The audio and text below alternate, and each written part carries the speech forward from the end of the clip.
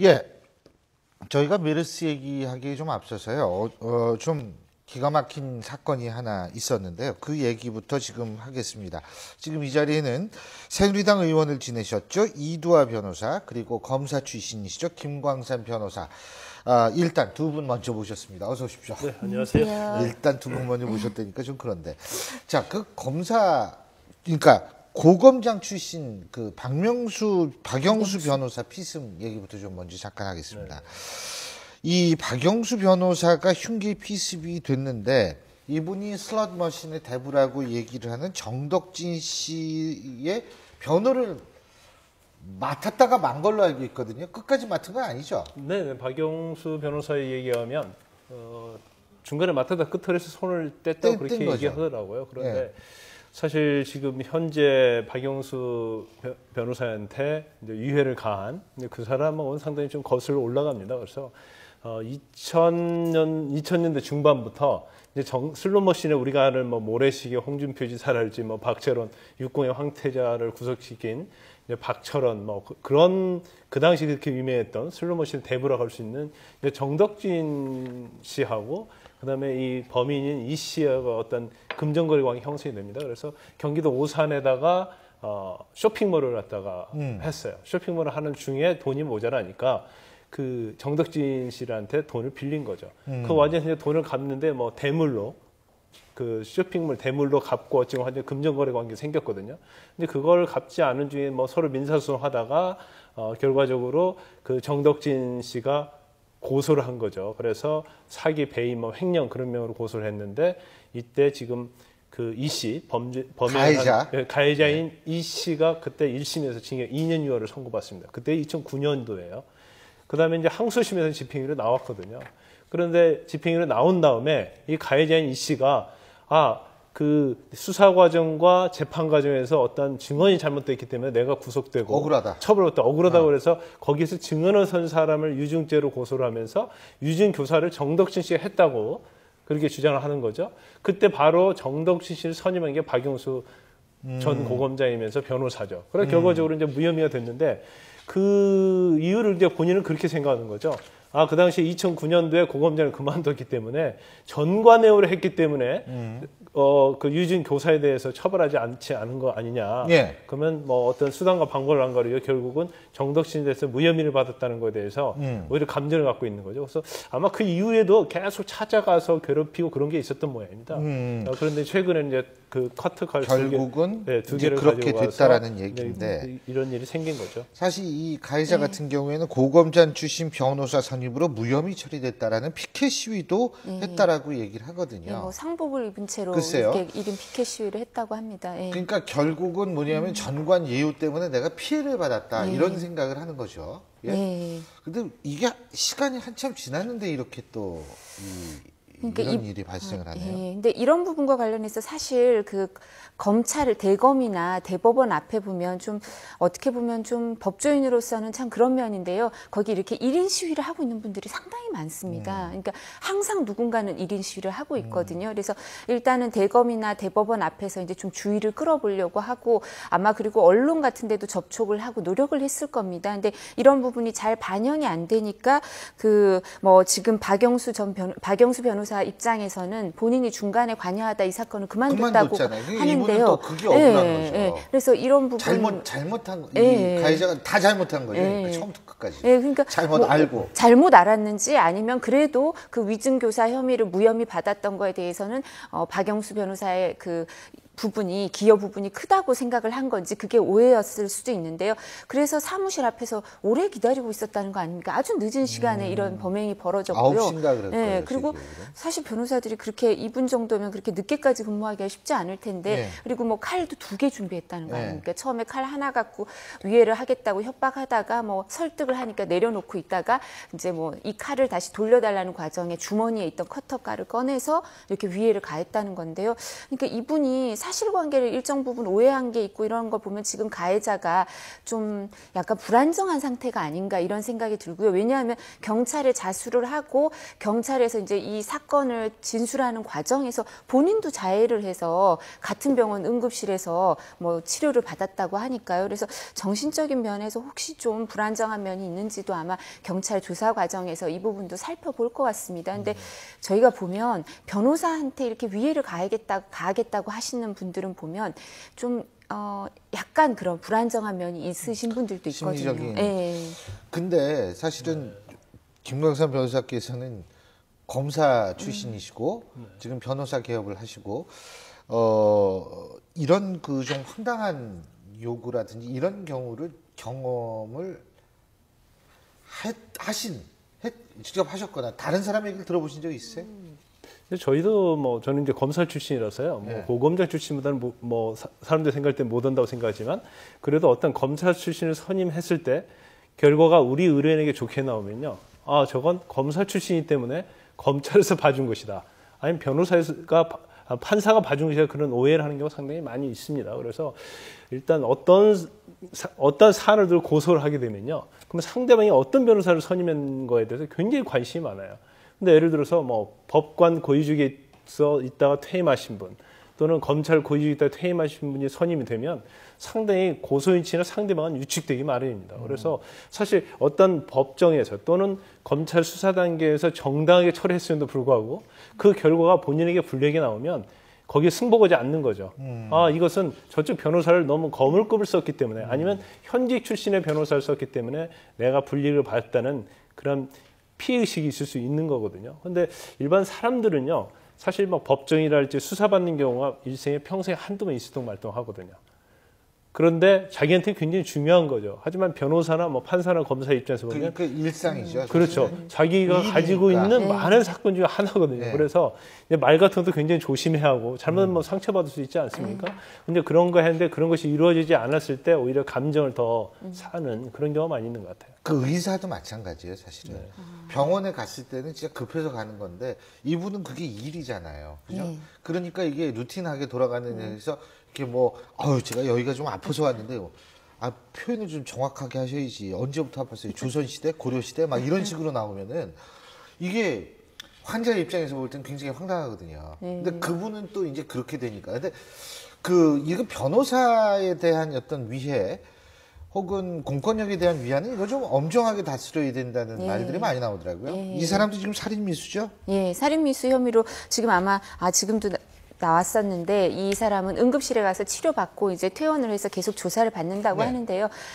변호사들뿐만 아니라 변호사들도 이렇게 위협을 받는 경우가 있지만 사실 법정에서 이런 일이 막 벌어지기도 했었죠. 그리고 판사 중에서도 그렇게 위해를 당한 경우도 있고 하기 때문에 우선 법원이나 검찰 이렇게 검사 중에도 협박 전화를 받은 사건을 하다가 조직폭력배 이런 사건을 하는 경우에 강력 검사들은 집에 전화를 받고 이런 경우도 있었다고 했었거든요. 저희는 또 사실 외삼촌이 오래 검찰에 계시다가 지금 이 사무실 그 박영수 변호사 이 사무실을 옛날 외삼촌이 세운 사무실이니까요. 근데 그러니까 그런 경우를 옆에서 많이 봤었거든요. 근데 그런 부분에 대해서 과거에는 사실 법조계의 권위에 대해서 국민들이 일정 부분 존중해 주는 면이 있는데 법조 비리가 터지면서 이런 부분에 대해서 국민들이 승복을 못하고 더욱더 이 권위에 대해서 의심을 갖고 있는 그런 경우가 있는 것 같습니다. 근데 이 부분은 또 약간 심리적으로 불안정한 분들의 문제일 수도 있기 때문에 이렇게 법정이라든가 이런 부분에서 대책을 좀 마련할 필요는 있을 것 같습니다.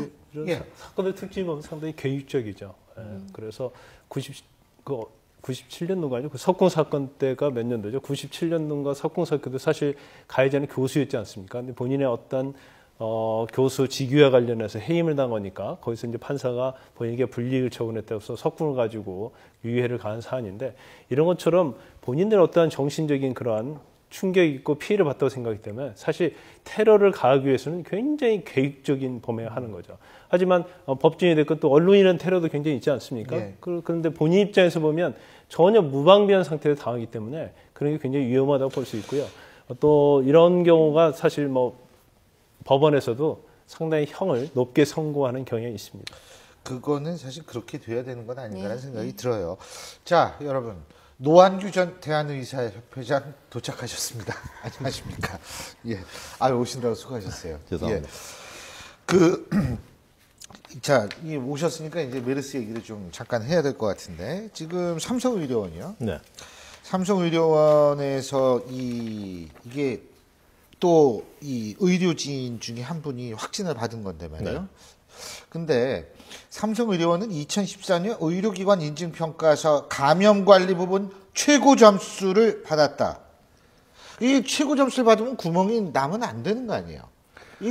이거 누가 어떻게 했는지 모르지만 인증평가 어느 기관에서 하는지 모르겠습니다만 궁금해져요. 네, 사실 감염관리 평가에서 최고점을 받았다는 것과 방역을 잘한다고 하는 것과는 완전히 다른 문제입니다. 네, 감염관리는 병원 내에서 감염관리를 얼마나 철저하게 하는가, 즉 A라는 환자가 감염 환자가 있을 때 다른 사람에게 전파시키지 않도록 하는 문제, 그리고 또 뭐 항생제를 적절하게 사용해서 내성이 있는 항생제를 너무 양산하지 않는다는 것, 뭐 그런 여러 가지들을 이제 또 얼마나 잘 교육받았는가 그런 문제인데, 지금 이것은 지금 방역에 관한 것이거든요.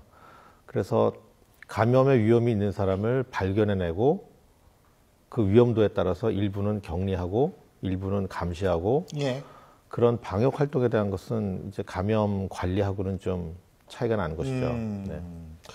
그래서 그렇군요. 근데 어쨌든 박근혜 대통령도 삼성병원장을 직접 계획이 없었던 호출을 해서 상당히 좀 질타성 발언을 한 것으로 알려지고 있습니다.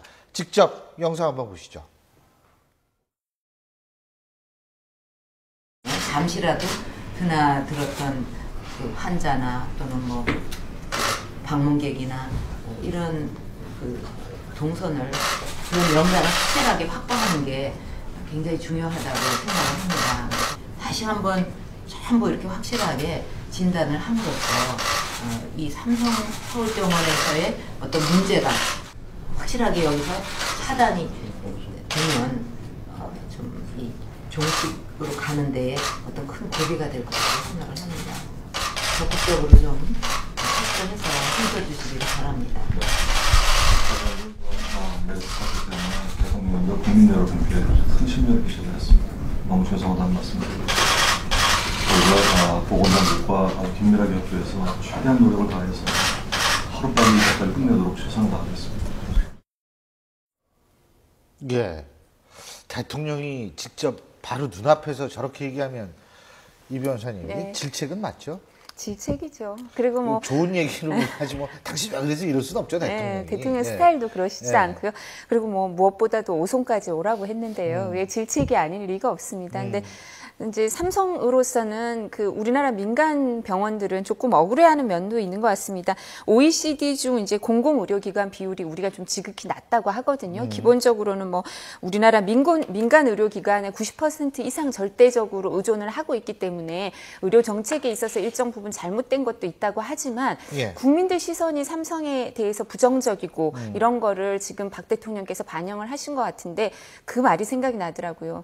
왕관을 쓰려는 자 그 무게를 버텨라 이러는데 삼성이 사실 최고의 병원이라고 하지 않습니까? 그렇다면 그 무게를 버티기 위해서 어떤 면을, 어떤 노력을 하고 어떤 부분을 제대로 하고 있는지에 대해서 국민들이나 그럼 아니면 이 소비자, 의료 소비자였죠. 이런 사람들한테 점검을 받을 수밖에 없는데 이 기회에 일정 부분 점검이 되고 있는 것 같고요. 그리고 제가 잠깐 말씀드리면 삼성은 사실 중동 문제에선 더 관심을 가질 수밖에 없는 게 지금 이제 중동에 여러 건설업체들이 진출해 있는데 삼성은 뭐 물산에서 건설도 나가 있고 그렇지 않습니까? 근데 두 개 회사가 나가 있는데 중동에서는 일정 부분 다른 나라 같으면 선진국에서는 그 핵심 그 기술자, 예. 설계 이런 사람들만 나가 있는데 삼성은 현지의 감독관 이래서 인원이 많이 나가 있거든요. 중동 지역에. 그래서 뭐 외국에서 사우디아라비아에서는 뭐 의무 고용 비율을 정해서 과징금을 갖고 있는데 그 현지 의무 고용 비율을 지키지 않아서 과징금을 높이니까 26배로 삼성이 제일 타격을 입었습니다. 그 정도로 삼성은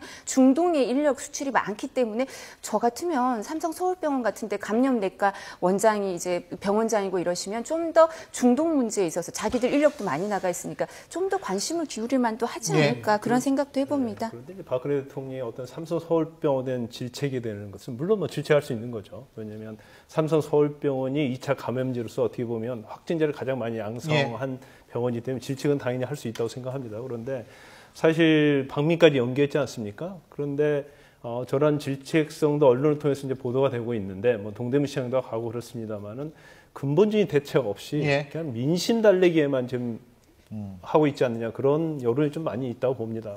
더군다나 만약에 질책을 하려고 한다면 먼저 보건복지부 그리고 질병관리본부에 먼저 질책을 하고 그다음에 삼성병원에 질책을 해야 하지 않느냐 그러는데 저런 면에서 더군다나 이제 또 그런 우리가 인식을 가질 수 있는 거예요. 뭐냐면 지금은 질책이 중요한 게 아니고 어떻게 하냐 대책을 세우고 그다음에 정부의 어떤 문제에 대해서 사과 그런 거 그다음에 어떻게 권한을 분배할 것인가 그런 것이 좀 중요하다고 생각하는데 어떤 질책성 자체만으로 이게 어떤 보여주기식의 그러한 것이 돼서는 안 된다고 봅니다. 알겠습니다. 자, 하나하나 좀 따져보죠. 일단 박근혜 대통령은 삼성의료원에 확실한 정보 공개를 요구를 했는데 어떤 정보를 더 공개를 해야 된다고 보십니까? 저 솔직히 말씀드려서 좀 어이가 없습니다. 감염 관리는 병원의 몫이고요. 그러니까 높은 점수를 받았죠. 하지만 방역은 국가의 몫입니다. 삼성서울병원에서 14번 환자가 5월 30일 날 확진 판정을 받았으면 그 순간에 국가기관에서 방역을 담당하는 분들이 쳐들어가야죠. 가서 일사불란하게 삼성서울병원으로부터 받을 정보를 받고 또 직접 파악하고 그리고 거기에서 방역 대책을 만들어서 그것을 삼성병원에 요구를 하고 그것이 삼성병원에서 그 다음에 이행이 제대로 되지 않았다면 그건 삼성병원의 책임인데 지금 국가가 그 몫을 안 했거든요. 그것을 삼성서울병원 보고 자체적으로 알아서 하라고 넘겼습니다. 그러면 그 책임이 누구에게 있는가? 근데 그 대책이 제대로 안 된 거죠. 그러면 정부 책임이 훨씬 더 큽니다. 그런데 그 정부를 대표하시는 대통령께서 민간의료기관장을 불러서 왜 잘 안 됐느냐? 질책한다고 하는 것은 또 앞으로 정보 공개 투명하게 잘 해달라. 국가가 해야 될 일이죠. 정부가 해야 될 일입니다. 정부가 해야 될 일을 제대로 하지 않고 저는 삼성서울병원의 책임론도 이제 많이 제기하고 비판도 많이 했지만 그렇다고 해서 정부가 이렇게 지금 민간의료기관장을 불러서 대통령께서 질타하시는 것은 매우 부적절하다고 생각합니다. 알겠습니다. 근데요, 삼성이요, 지금 아직도 수백억 적자라 그러더라고요. 삼성의료원이요. 그죠? 적자가 맞죠. 그래서 시설 투자에 있어서도 문제가 있었던 거 아닌가라는 의견도 나오는 모양이에요. 예를 들면 삼성서울병원 같은 정도의 대규모 병원에서 정식 음압병상이 뭐 거의 좀 없었다. 뭐 이런 얘기도 나오더라고요. 어떻게 보십니까? 네, 지금 삼성서울병원의 음압병상이 지금 원래 이제 공조시설까지 제대로 갖춰진 곳은 없다라고 이제 저도 최근에 들었고요. 아직 사실 정확하게 파악을 못했습니다. 그런데, 이것을 이제 삼성병원의 뭐 책임론으로 얘기해야 될지 어떨지는 좀 저도 정확하게 파악한 다음에 말씀을 드려야 되겠으나, 지금 음압시설을 하는 것은 사실 돈이 많이 들어요. 그러니까 지금 꼭 필요한 음압병상을 만들기 위해서 정부가 이제 병상을 만드는데, 뭐, 물론 공공의료기관 중심이지만 여러 가지 투자도 좀 많이 하고 그러는데 지금 제가 하나 예를 들어서 신생아 중환자실을 하나 예를 들자면 신생아 중환자실의 베드 하나당 그 작은 베드 하나당 연간 5천만 원씩 적자가 나거든요. 평균입니다. 대학병원들 6개 메이저 대학병원 평균이 하나당 5천만 원씩 적자가 나니까 지금 그런 신생아 중환자실을 20개를 갖고 있으면은 연간 10억의 적자가 나는 거죠. 그러니까 자꾸 축소를 하죠. 이런 상황에서 지금 음압병실을 이런 공조시설이 제대로 돼 있는 음압병상을 삼성서울병원이 갖추지 않았다. 상황을 좀 파악을 해봐야겠으나 삼성서울병원에게만 책임을 묻기는 참 어렵지 않을까. 이건 역시 음압병상을 갖췄다고 해서 수가를 더 받을 수 있는 게 아니에요. 네. 지금 저희가 삼성의료원 얘기 잠깐 했습니다만 분명한 것은 이 삼성의료원에서 지금 사투를 벌이고 있는 이 의료진에 대해서 저희가 얘기하는 것은 절대로 아닙니다. 병원 행정이라든지 이런 부분에 대해서 얘기를 하는 거죠. 사실 이분들이요, 3kg의 방호복을 입고 지금 환자를 돌보고 있다고 합니다. 3kg가 어느 정도인지 저희가요, 이 1kg짜리를 제가 지금 세 개를 준비를 했는데요. 저희 제작진이. 자, 이거를 한꺼번에 드는 겁니다. 이걸 한꺼번에 드는 건데 이게 지금 저도 상당히 힘을 주고 있는 상태거든요. 이거를 예를 들면 여러분 한번 생각해 보세요. 이 무게를요, 팔다리에 끼고서 한번 뛰어본다고 생각하시거나 이러면 무슨 특수부대 훈련도 아니고요. 엄청난 겁니다. 여기다가 공기 정화기까지 메고 나면 무게가 얼마가 되는지 아십니까? 10kg이나 된다고 합니다. 그야말로 의료진 탈진을 걱정해야 할 텐데요. 자, 바로 이런 상황에서 지금 의료진들은 고군분투하고 있다는 사실 우리가 꼭 알아야 합니다. 자, 이 부분 관련해서 좀 전화 연결해서 얘기 좀 자세히 들어보겠습니다. 건양대학교 신장내과 황원민 교수 연결합니다. 황 교수님 안녕하세요. 네, 안녕하세요. 황원민입니다. 예, 예. 지금 건양대병원도 코호트 격리가 되고 있죠, 그죠? 네네. 예. 지금 병원 내부 상황은 어떻습니까? 저희가 지금 4개 병동 코호트가 있고요. 6월 1일부터 지금 격리가 시작됐습니다. 그리고 이제 의료진 중에 감염자가 이제 확진자가 나와서 중환자실과 응급실을 지금 한 25일까지 폐쇄 운영하는 상황이고요. 그래서 뭐 신규 환자들은 지금 올 수가 없고 외래만 제한적으로 지금 되고 있습니다. 예, 그렇군요. 이거 진짜 지금 교수님도 이제 병상 환자 돌보러 들어가실 때 이 뭐 가운 입고 이 마스크 쓰시고 장갑 끼고 다 하고 들어가시죠? 네네. 그거 굉장히 더우시죠, 그거 하시면? 네네, 뭐 굉장히 덥고 땀도 많이 나고요. 그죠? 또 특히 이제 음압병실 같은 데 들어갈 때는 이 N95 마스크를 쓰고 이제 숨을 쉬는 게 굉장히 예. 좀 답답합니다. 그렇죠. 식사는 제대로 하세요? 뭐 식사를 처음에는 굉장히 이게 긴장도 되고 예. 이게 뭐 빨리 이거를 좀 이렇게 확산되는 걸 막으려는 뭐 그런 생각에 뭐 잠도 잘 못 자고 그랬는데 이게 또 식사를 못 하면 이게 체력 유지가 안 될 것 같더라고요. 그래서 동료들에게도 이렇게 식사 좀 권유하고 같이 좀 식사를 더 이렇게 하도록 하고 있습니다. 근무 시간이 하루에 어느 정도 되십니까, 지금? 뭐 초기에는 진짜 의료진들이 대거 격리가 되고 예. 또 그런 의료진을 또 대신해서 저희가 반복적으로 환자를 보고 또 그런 음압병실 환자들이 굉장히 많아서 한 20시간 정도 이렇게 근무하는 그런 사투를 저희가 20시간이요? 벌였었죠. 네. 아유, 거기다가 가족들 걱정도 많이 되시죠? 네네, 가족들도 많이 걱정도 하시고, 뭐, 자녀가, 초등학생 자녀가 있는데, 사실 뭐 아이들에게 접촉 가능성은 사실 저희가 방어복을 다 있기 때문에 없는데, 그래도 부모된 마음으로는, 우리 애기가 아빠랑 이렇게 안는 거 좋아하는데, 요즘에는 안아주지 못하고 있습니다. 혹시 자녀분이 학교 다녀요? 지금 다니세요? 다녀요? 네, 초등학생이고요. 학교에서 또 뭐 이상한 얘기 듣지 않는답니까? 어떤 소방관의 아드님은 학교에서 별명이 바이러스라는 얘기 너무 가슴이 아프게 들었는데 혹시 그런 일은 아직 경험하지 않으셨어요? 네, 이제 병원하고 거리가 조금 저희가 거리가 있어서 다행히 저희는 그러지 않았는데 우리 주변에 있는 병원 주변에 있는 학교를 다니는 우리 간호사들이나 다른 의료진들 가족이 그런 일이 상당히 많이 있었다고 해서요. 뭐 사실은 아빠가 이렇게 훌륭하게 이제 환자를 돌보고 메르스를 향해 싸우고 있는 거를 집에서도 이렇게 응원을 해주지만 이제 밖에서도 그런 응원을 같이 받기를 원했는데 이제 그렇게 잘 안 되는 것 같아서 좀 속상한 것도 있었습니다. 예. 지금 뭐 사실 의료진들도 좀 공포, 약간 두렵고 불안하시지 않나? 이거 사람이니까 마찬가지 아니겠어요? 예, 공포가 있죠, 같이. 근데 이제 사실 메르스 바이러스가 이제 손 소독과 예. 제대로 방호복을 잘 갖춰 입으면은 남에게 전파는 좀 덜 된다고 돼 있고요. 그래서 최근에는 이제 손 소독을 주로 많이 하고 저도 이제 집에 오면은 제일 먼저 하는 게 옷 다 갈아입고 바로 샤워를 머리끝부터 발끝까지 다 비누로 닦고 손도 한 두세 번 더 닦고 이렇게 해서 밖으로 유입되는 걸 최대한 막으려고 노력하고 있습니다.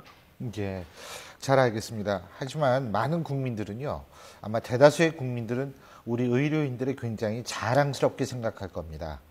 여러분들이 얼만큼 어려운 환경에서 사투를 벌이고 있다는 그런 사실을 이제 많은 국민들이 알고 있기 때문에요.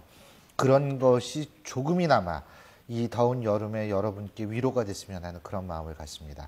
오늘 말씀 잘 들었습니다. 네. 고맙습니다. 네, 감사합니다. 예, 자, 지금 말입니다. WHO는 국제 공중 보건 비상 사태 이거를 선포하기 위한 조건을 우리나라는 갖추지 못했다. 지금 이렇게 얘기를 하고 있는데요. 하지만 중국 같은 경우에는 5성급 호텔이 한국인 투숙을 거부한 데 이어서 한 지방 정부는 한국행을 자제하라는 지침을 내렸고요. 홍콩 해안대학은 교환학생 방문을 사실상 거부하기도 했고요. 자, 이거 지금 어떻게 보십니까? 과잉 반응일까요? 중국은 이제 다른 나라들보다 좀 더 민감하게 반응할 수밖에 없는 배경을 갖고 있죠. 2002년도에 이제 사스가 처음 발생하고, 예. 2003년도에 창궐 하면서 초기에 이제 모르는 바이러스였기 때문에 예. 중국 역시 제대로 대응하지 못했고 많은 사상자를 내면서 이제 사스 중국이라고 하는 오명을 예. 이제 10년 넘게 가지면서 또다시 그러한 감염병이 창궐하지 않을까 굉장히 민감하게 예. 반응할 수밖에 없죠. 그래서 더더욱 다른 나라들보다 더욱더 민감하게 반응하는 것 같습니다. 알겠습니다. 자, 저희가 한 문제를 잠깐만 좀 더 짚고 가겠습니다. 어떤 문제인지 아주 오래간만에 보는 인물이 등장합니다. 화면 함께 보시죠.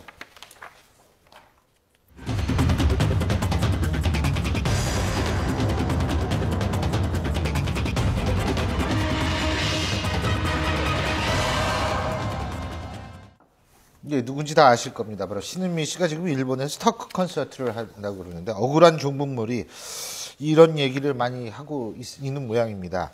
자, 이거 일단 신 씨를 초청한 주체가 6.15 공동선언 실천 일본지역위원회라고 하는데 어떻게 보셨습니까?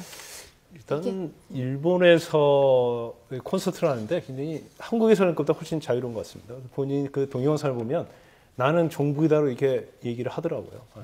뭐 좋으면 종북 종남 할 수 있다 이런 얘기를 하면서 하는 건데 사실 뭐 일본에서는 뭐 말하는 건 굉장히 자유겠죠. 이제 국가보안법도 없고 그래서 굉장히 자유롭게 얘기를 하는 것 같은데 저는 좀 인상적으로 봤던 게 뭐냐면 그 중에 그 청중 중에 한 분이 이런 얘기했어요. 300만이 굶어 죽고 그다음에 뭐 총살당하고 뭐 그걸 끌려다니고 그거에 대해서 어떻게 생각하냐니까 또 그때는 이렇게 하더라고요. 나는 그냥 단순히 여행을 갔다 왔기 때문에 그런 분야에 대해서는 잘 모른다. 그건 연구한 전문가한테 물어보라고 얘기를 하더라고요. 아주 참 편리한 어떻게 보면 그냥 논리적으로 좀 모순이 있고요. 굉장히 좀 조잡한 그런 인상을 주는데 이게 분명하게 우리가 좀 예. 제가 추측하는데 보이는 예. 것은 그래서 혼자만 행동이 아니라는 생각이 들더라고요. 뭔가 뭐 연계가 돼 있든지 뒤에서 예. 누가 이렇게 후원하는 그런 뭐 북한이 됐던 아니면 뭐 다른 단체에 있을 수 있다고 봅니다. 이 변호사님. 예, 6.15 공동선언 실천 일본 위원회라 그러는데요. 이걸 보면 남측 위원회 이게 연상이 되죠. 그러니까 일정 부분 지금 김 변호사님 말씀하신 것처럼 연계가 돼 있지 않나 이런 생각을 사람들이 할 수 있고요.